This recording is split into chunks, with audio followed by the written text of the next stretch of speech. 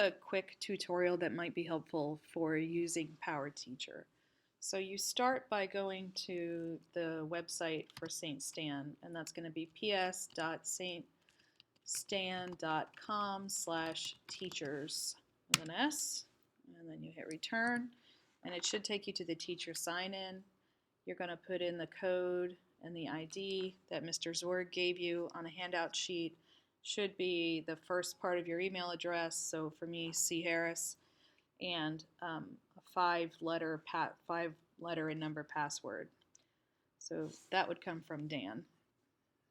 So the next step is to enter into PowerTeacher Pro, which is where you'll do 90% of the things that you want to do. And if you go into grading and click here over on the left, the first choices you can make once you have in mind whether you're intending to do total points or whether you are intending to do weighted categories is come in and create your categories. So I have already created all of my categories. If I wanted to create any new categories, I would click Create Category, and I would call this my demo category, and then I would choose a color for it. We'll make it gray, and I would choose to apply it to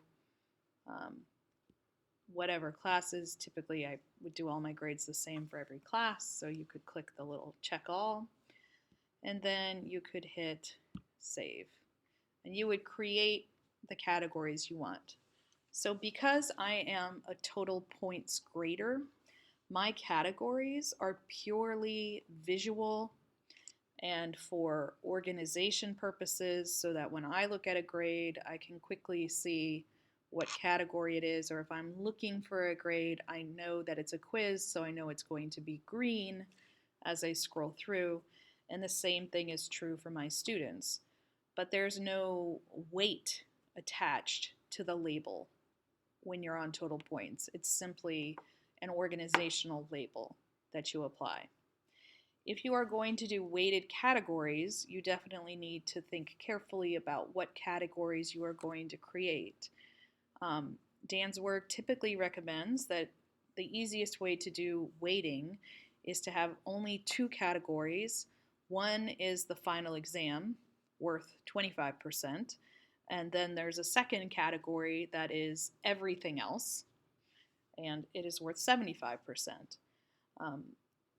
But that does mean that once you go with that weighted category that way, you can't have other subcategories below the header of everything but the final exam. You just get to have those two main categories.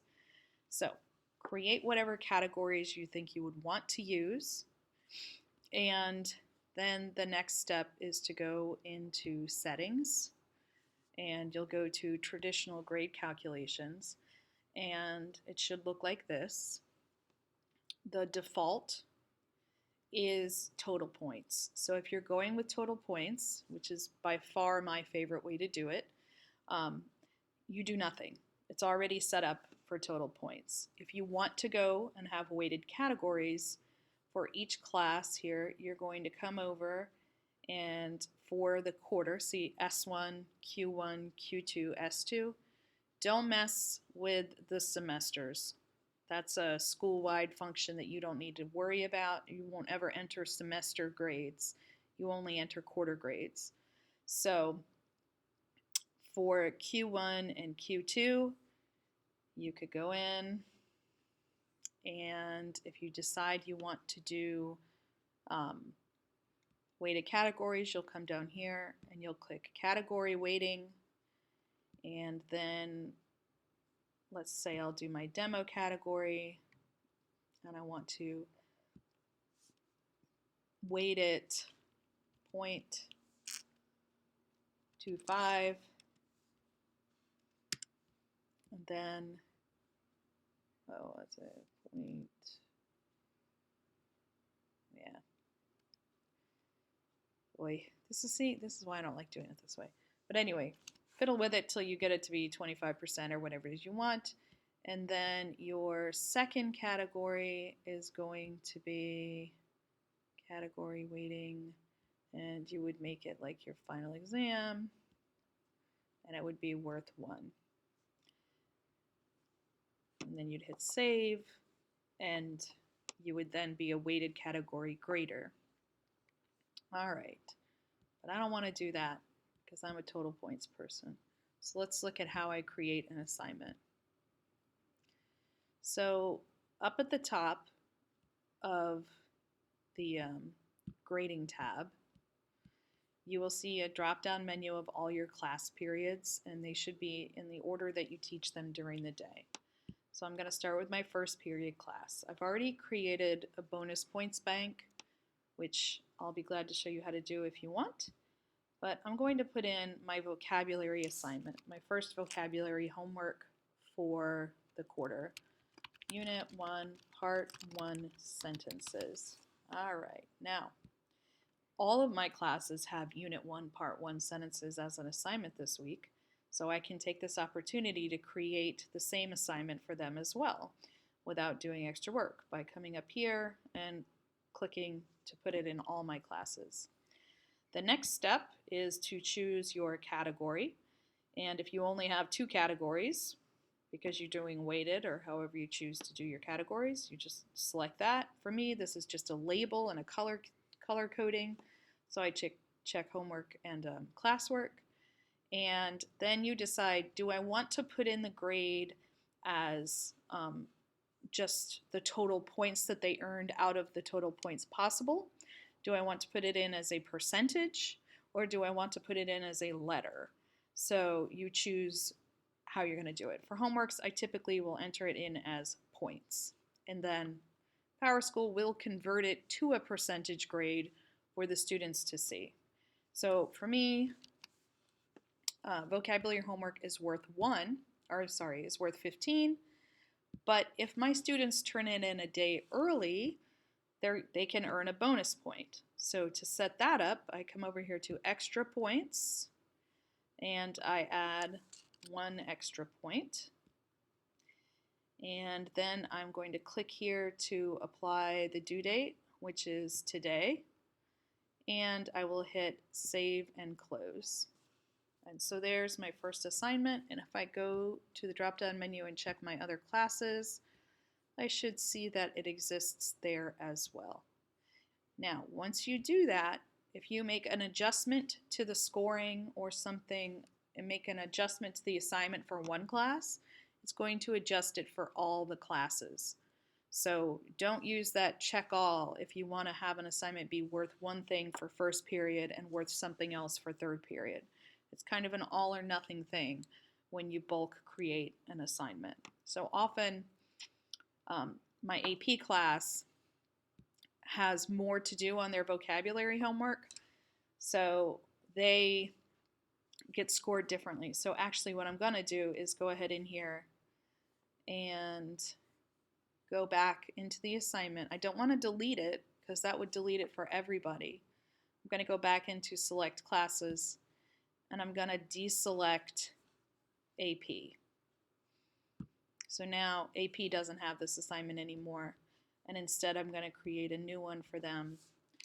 And this is going to be just for Unit 1, Part 1. If I check select classes, I should just see AP up there. It's homework, but for them the assignment is worth 21 points because they have 6 extra words. And I am going to still give them that bonus point opportunity under extra. And then I am going to hit, I still want the due date to be today, I'm going to hit save and close. Now, when it is time to start entering assignments, grades, there's a variety of ways to do it.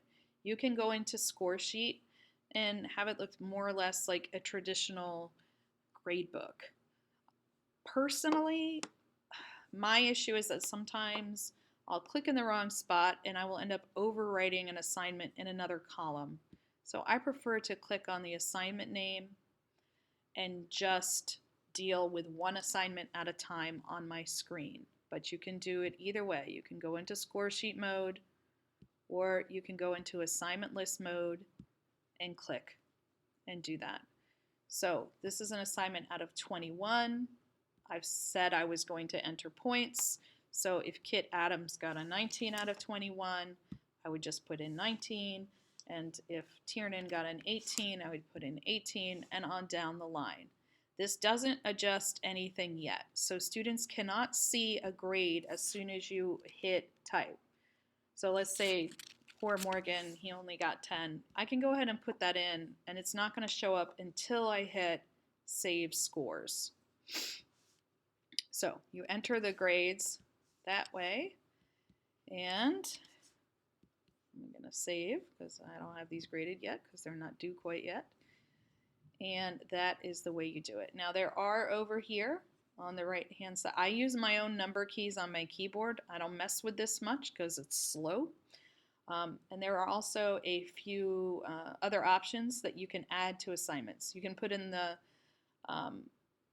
missing if you don't have the assignment yet. If you wanted to let the students see that you received their essay but you haven't started grading it yet, you'd have the option to put collected in there. If you got a grade but it was a late grade, you can click late and it will add that to the box. You can add incomplete. If a student is exempt from an assignment, this is actually very good and very handy to put in because you can still bulk fill and it won't affect any students who already have an exempt grade in. And you can also put in absent. So let's say everybody in the class did a perfect job on the assignment. I can come over here and I can use the fill option, and it will copy whatever assignment, whatever grade I had highlighted into every empty box for that. So that is the easiest way to do that. Now, just fair warning, if there is an undo function in PowerSchool, the latest version of PowerSchool, I have yet to find it. So since I filled it all in like that, I now have to go down and manually delete every single one of them. So just be aware not to hit fill until you're sure you're filling in the right score. And make sure that you put in any zeros or late grades or exempts before you do the fill, and it will not overwrite them. It will only add that score to the empty blanks. And that is how you get started.